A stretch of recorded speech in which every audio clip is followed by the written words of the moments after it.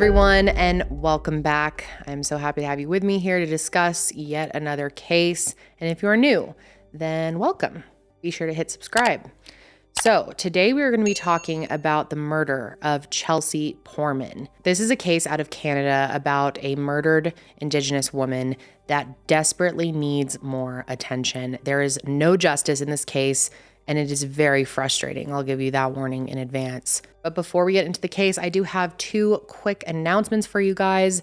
One, all of my videos in April are going to be on the shorter side, which is okay with me after working on the Murdaugh trial. That was absolutely murdosting, to say the least. But that's actually not why I'm doing shorter content in April. I'm really excited to let you guys know that I am working on my next documentary in April, and we'll be traveling part of the month for that, but I didn't want to take any time off of uploading, so you guys will still be getting uploads every Monday as usual.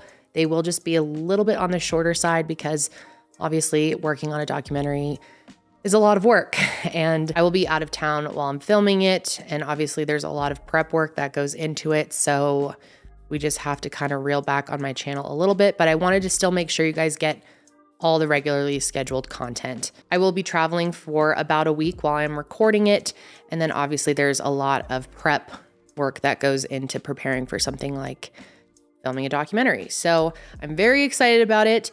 I'm hoping that it comes out this fall. Fingers crossed, we will see what happens there. But yeah, it's something that I have been working on now for a couple of years, and it was slowed down due to the pandemic and then me having a baby. So we are finally actually getting to record this documentary. And if you missed it, I did another documentary about, well, it was before the pandemic that it came out. So it was like beginning of 2020. And if you haven't seen it, I will link it below. It's called Apartment 801. There are 2 parts in that one.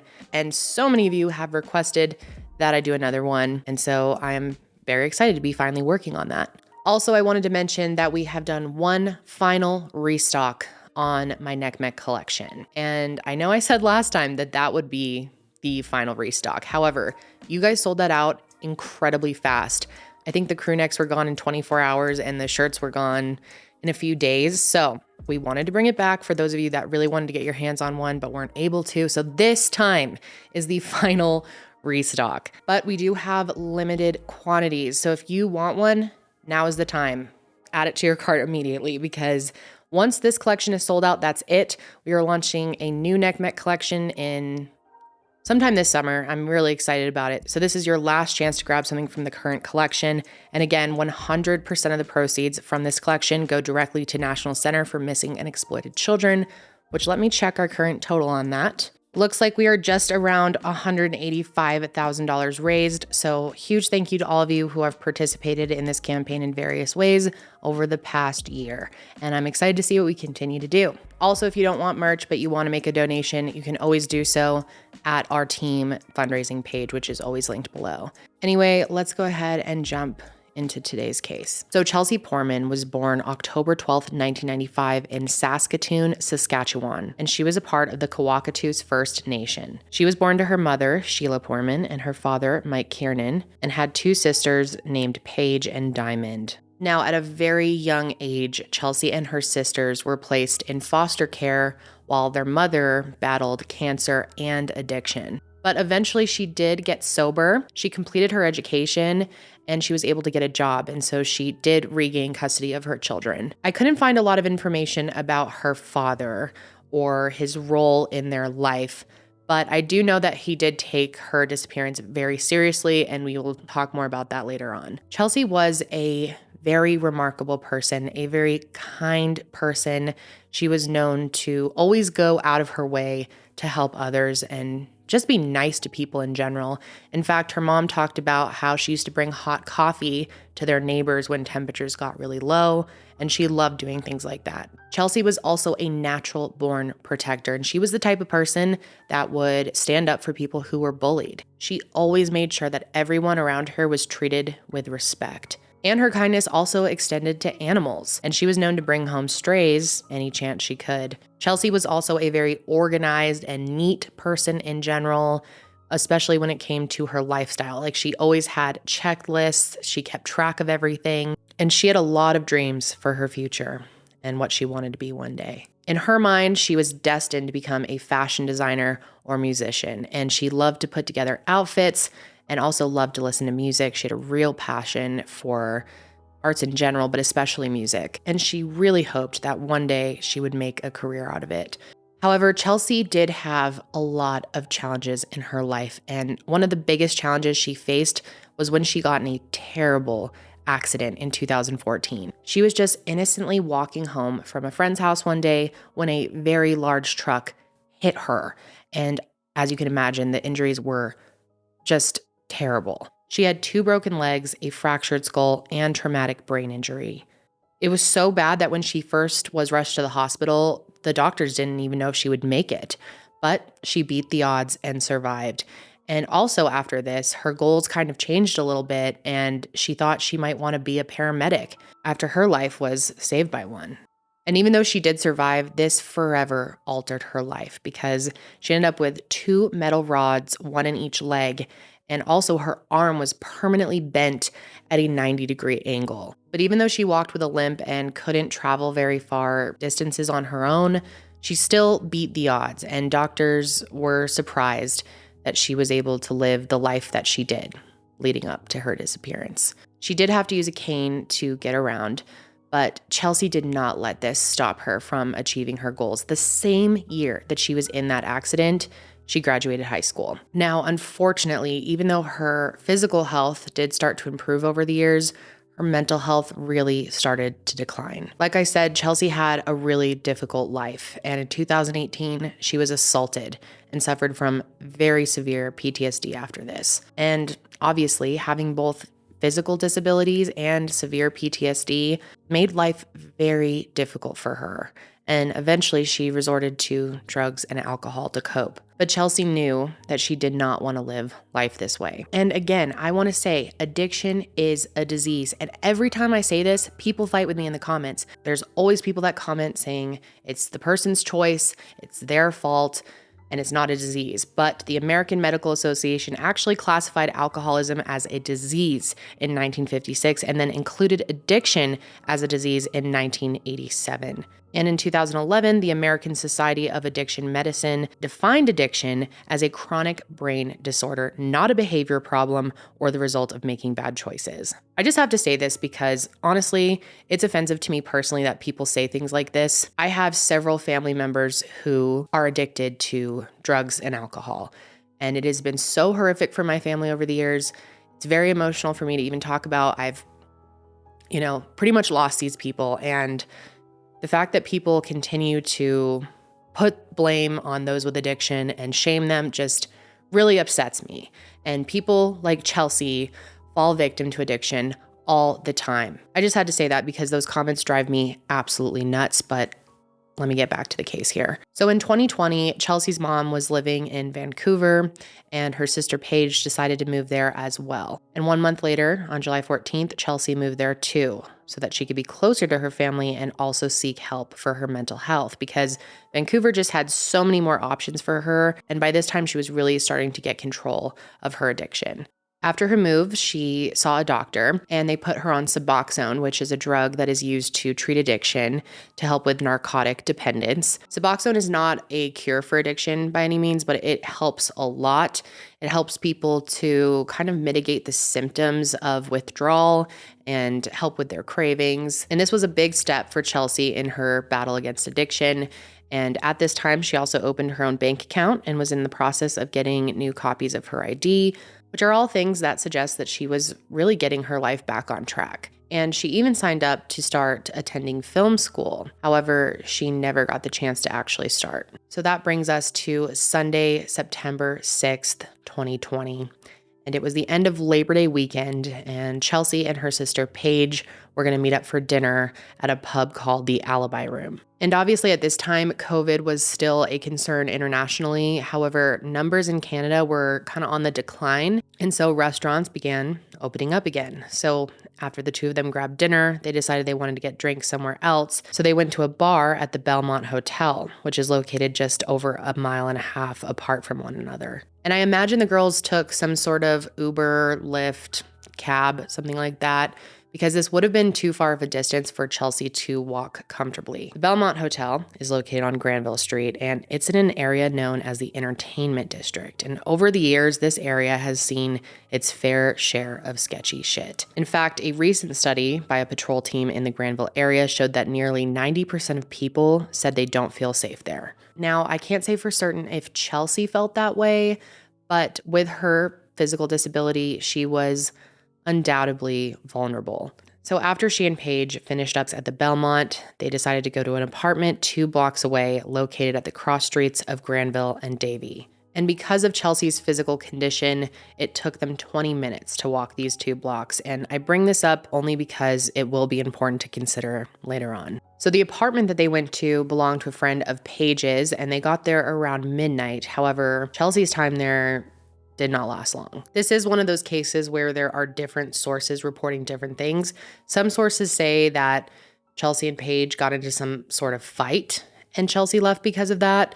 Some sources say that she just decided to up and leave. But either way, as soon as Paige realized that she was gone, she immediately called her because this was not an area that her sister should be walking in alone. When she called her, Chelsea did end up answering the phone, but her response was pretty strange.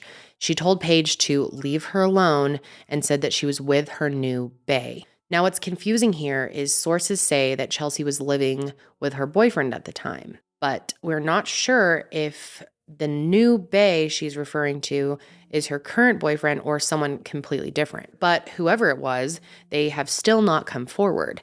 And if you had nothing to do with what happened to her, or you were the last person to see her alive, why not come forward? The call between Paige and Chelsea was short, and it was at 12:57 a.m., and this was the last time that Chelsea was heard from. The next day, Monday, September 7th, nobody could get a hold of her, and this was very uncommon. Chelsea did go off grid sometimes, but even when she did that, she always managed to check in, so this was unlike her. There had been one other instance where her family believed that she was missing, but this was when she was deep into her addiction, and even then, she did eventually call and check in with them. And keep in mind, around this time, like we talked about earlier, Chelsea was really getting her life back together. So for her to be gone without saying a word meant that something was wrong.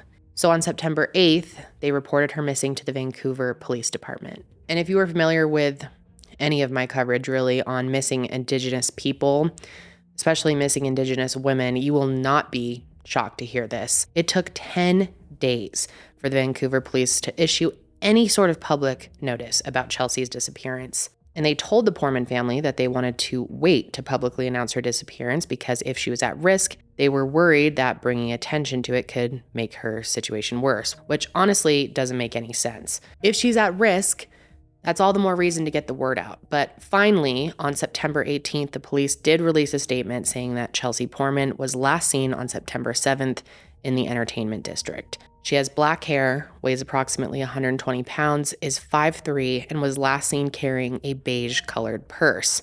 And in her report, her mother Sheila begged that they take action, especially because her daughter's physical condition makes her more vulnerable. She knew that if her daughter were attacked, she would not be able to fight back. And so Sheila knew they had to do something right away, but sadly, that is not what happened. Chelsea Poorman's case was not taken seriously from the beginning, which we see so often. And even after her remains were found, which we will get to here in a sec, police continued to fail her. The so-called investigation into Chelsea's disappearance was minimal at best, even though the police tried to say it was detailed and complex. The most specific answers found while looking into her disappearance came from cell phone records. This data said that Chelsea's phone last pinged in an area near East Hastings Street by Victory Square Park. However, this ping could have included an area several miles long.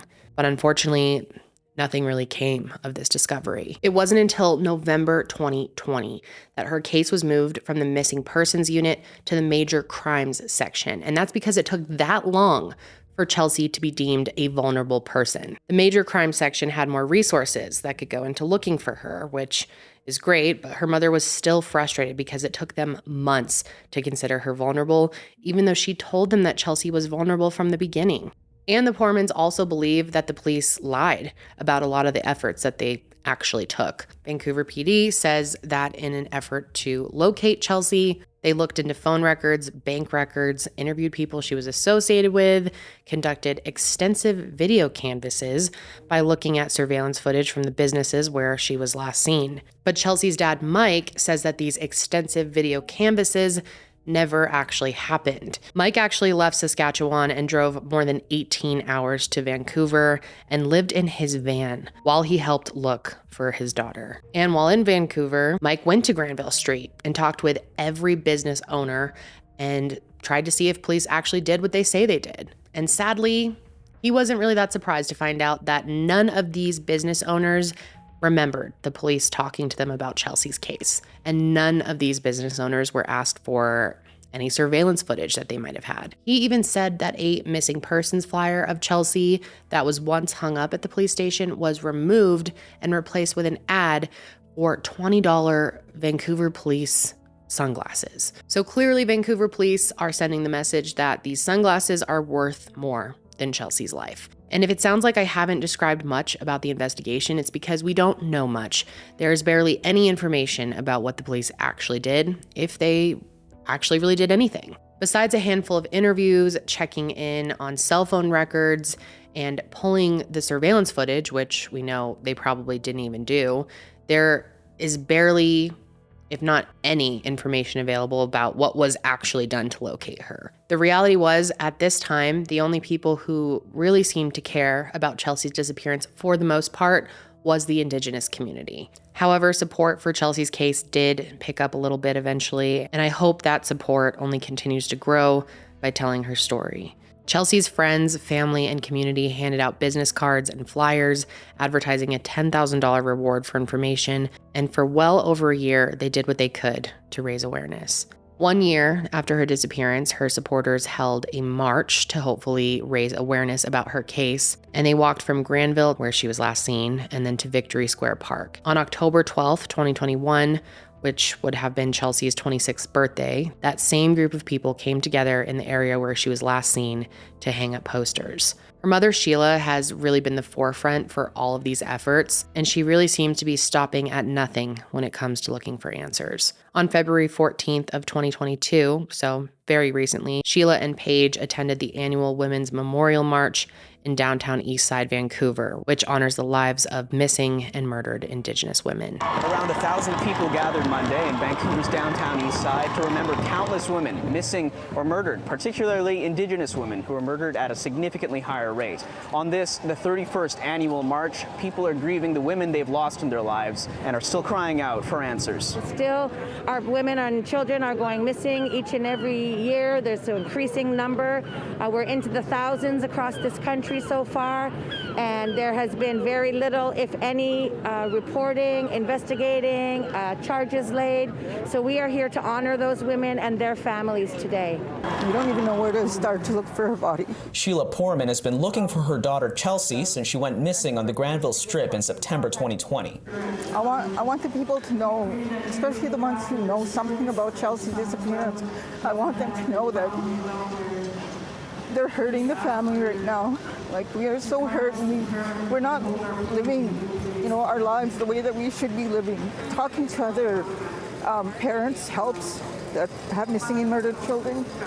And I hope that most of you know at this point that there is an epidemic when it comes to missing and murdered Indigenous girls and women. Studies show that in North America, Indigenous women and girls are disproportionately the victims of femicide. In Canada alone, Indigenous women are murdered at a rate of almost 6 times higher than any other group of women.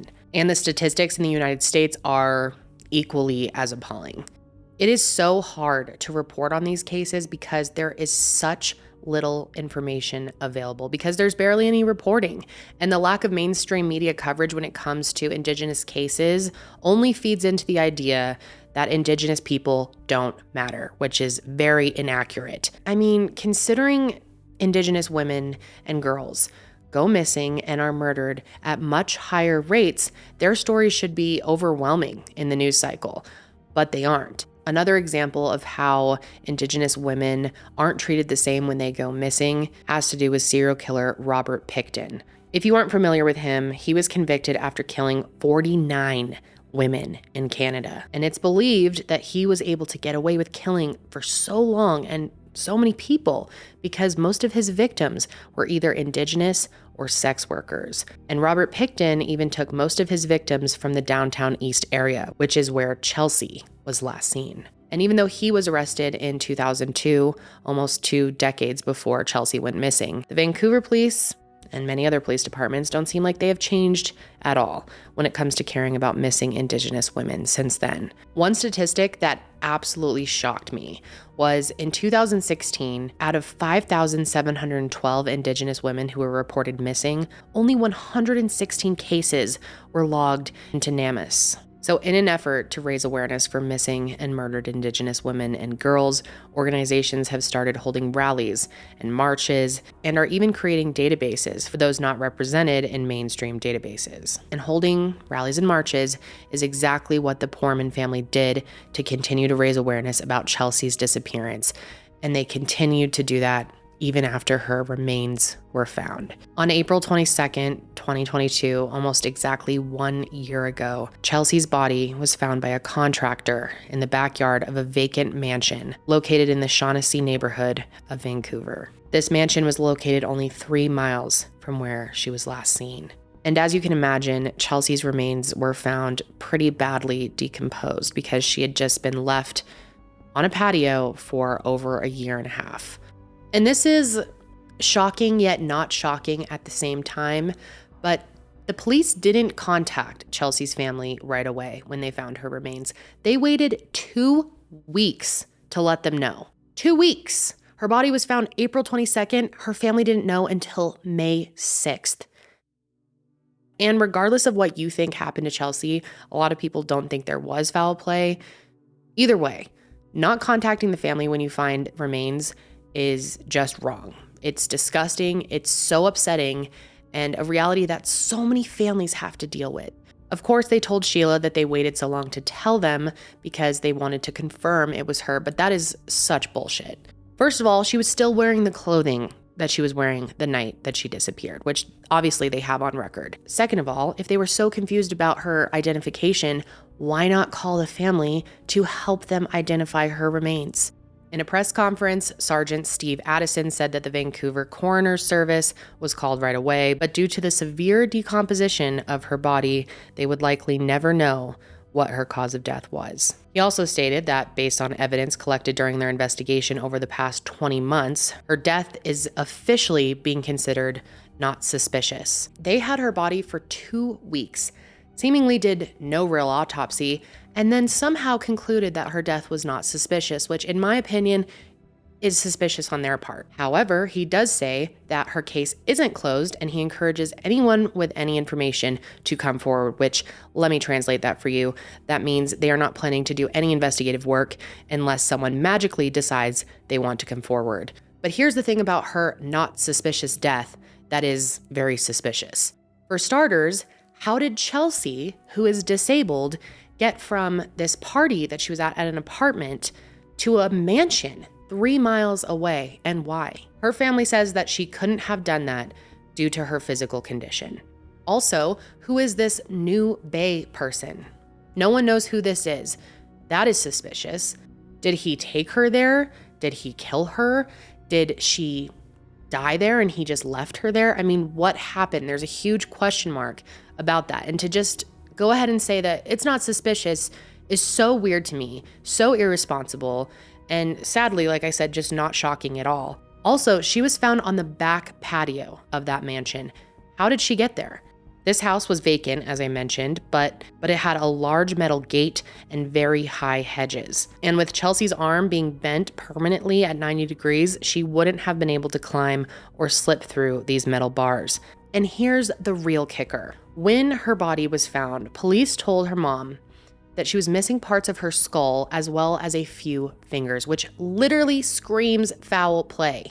Even if you believe there wasn't foul play, Decomposition would not have cracked her skull the way that it was. And missing fingers, of course, there will be people that argue that this could have been an animal, and yes, that's possible, but she wasn't in the middle of the woods. It was the backyard of a mansion in one of the richest neighborhoods. None of this adds up to me. I'm sure it doesn't add up to you, and it certainly doesn't add up to her friends and family. So on May 8th, 2022, there was a vigil held for Chelsea just outside of the mansion where she was found. Not only was this intended to celebrate her life, but it was also meant to draw attention to the injustice that occurs when Indigenous women are found dead and nothing is done to find their killer. Sunday afternoon, the Indigenous and non-Indigenous community came together to mourn the death of Chelsea Poorman, who was found at this vacant property by a contractor on April 22nd. Poorman went missing on September 6, 2020, and her body was found here over a year and a half later. Vancouver police say they consider her death to be not suspicious.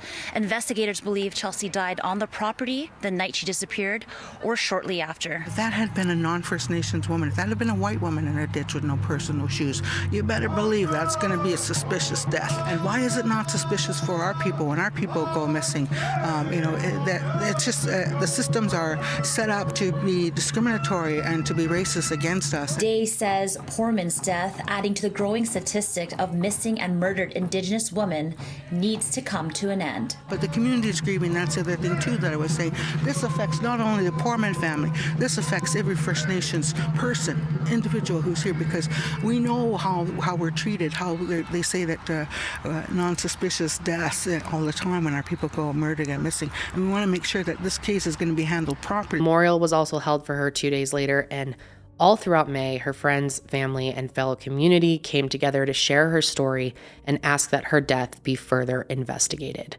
And of course, Vancouver police has said that her case is still open and that they are still looking into her death, but they will not give any information to her family about what they are actually doing. Now, of course, I know that often active investigations cannot be publicized and details often remain, close to the vest, but the Poormans feel like truly nothing has been done. I say justice, you say for Chelsea, justice! For Chelsea! Justice! For Chelsea! Today, over 100 people gathered outside of where she was found, including Chelsea's mom, Sheila. They are here to demand answers as to what really happened to Chelsea. Right now, I'd like for the people who knew what happened here to come forward, to let us know exactly what happened to Chelsea. I'd like for the Vancouver City Police to acknowledge, what they've done wrong in this investigation. And even though it's too late for her daughter to be saved, it just breaks my heart thinking that Sheila has to beg people to care about her, even after she was found dead. It had been over a year since her daughter went missing when she asked this, but Sheila begged for people living in that area to look through their yards to see if anything had possibly been left behind. Her mother has a heartbreaking plea to everyone in this neighborhood. I'd like for those neighbors around here to, I know it's too late now for them to do something, but I think right now what they can do is look in their backyards, look in their gardens, see if they found, part of her skull that's missing, to see if they found any of her finger bones, if they remember anything that night, to come forward. A great sorrow for her family and for her, and I felt kind of ashamed of our neighborhood that we didn't notice that she was there, because there would have been signs that she was there. What happened to her, of course, I don't know, and that should be identified, but mostly I felt like we weren't aware enough about what was going on in our neighborhood. And this should absolutely infuriate you.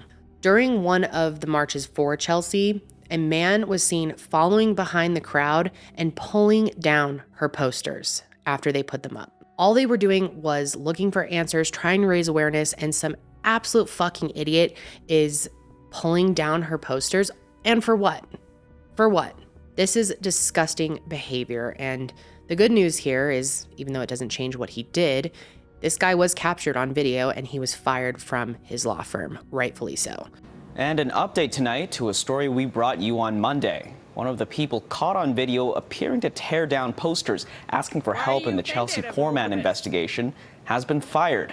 In a statement, McDonald Realty says, as an organization, we are in full support of Chelsea Poorman's family and friends as they search for answers and justice. We do not condone any inappropriate actions taken by any member of our community, and in this instance, we took immediate action and they are no longer with our organization. Multiple videos have surfaced on social media of people tearing down the posters in Shaughnessy, where Poorman's body was found behind a vacant home in April. Now, if writing off her death as not suspicious weren't bad enough, Chelsea's dad has come forward to say that a few weeks after her body was found, he returned to the mansion and noticed that the police left behind a lot of potential evidence. He said that some of her personal items were still there, like her cell phone case, her socks, her bus pass, and hair ties. And not only that, Vancouver Police Department littered the crime scene and left behind a bunch of dirty gloves. As time has gone on, the Poorman family is still desperately looking for the answers that they deserve. Sheila and Paige have not stopped advocating for Chelsea, and I imagine as the 1-year anniversary of her discovery approaches, they will only be putting in more effort. And I encourage you to keep up with what they're doing. I will have links below to, kind of stay up to date with their family and their efforts to get justice for Chelsea, or at least answers as to what happened to her. In the beginning, I wish, they should have did their job, because if they did, maybe we would have found her sooner. Homeowners who know that they have an unoccupied house, why don't they have some sort of bylaw that if a person goes missing, and especially a vulnerable one, to check their properties. There was a search that occurred in Vancouver Park where Vancouver police looked for any clues, but this effort turned up nothing and only left her family wishing that more was done at the start of all of this. The Poorman family, luckily, hasn't been entirely alone in their calls for justice. The Union of British Columbia Indian Chiefs and the Federation for Indigenous Nations have issued statements asking that Vancouver Police Department dig further into what happened to Chelsea, and also that they apologize to the Poorman family. Doug White, an Indigenous lawyer and chair of the British Columbia First Nations Justice Council, has called this investigation dismissive policing and says that the way this case was handled reminds him of how the department handled serial killer Robert Pickton, who I mentioned earlier. When it comes to missing and murdered Indigenous women, Chelsea's story represents a common theme.